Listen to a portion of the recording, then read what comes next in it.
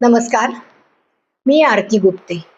अभिवाचन आरतीचं या माझ्या चॅनेलवर तुमच्या सर्वांचं खूप खूप स्वागत.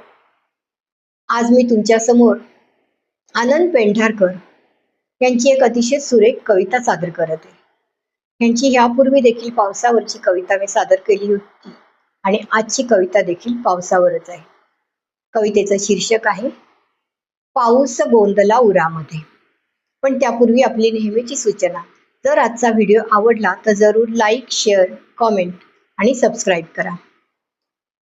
तुमच्या सर्वांचा उदंड प्रतिसाद माझ्या व्हिडिओजना मिळत आहे आणि अजूनही मिळावा अशी माझी अपेक्षा आहे. तर ऐकूया आपण. आजचे कवी आहेत आनंद पेंढारकर आणि कवितेचं शीर्षक आहे पाऊस गोंदला उरामध्ये.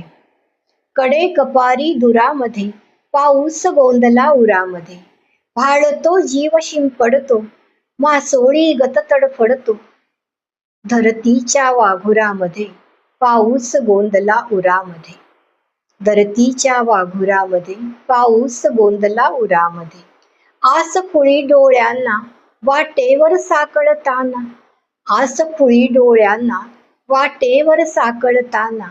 मन भरल्या काहुरामध्ये पाऊस गोंदला उरामध्ये.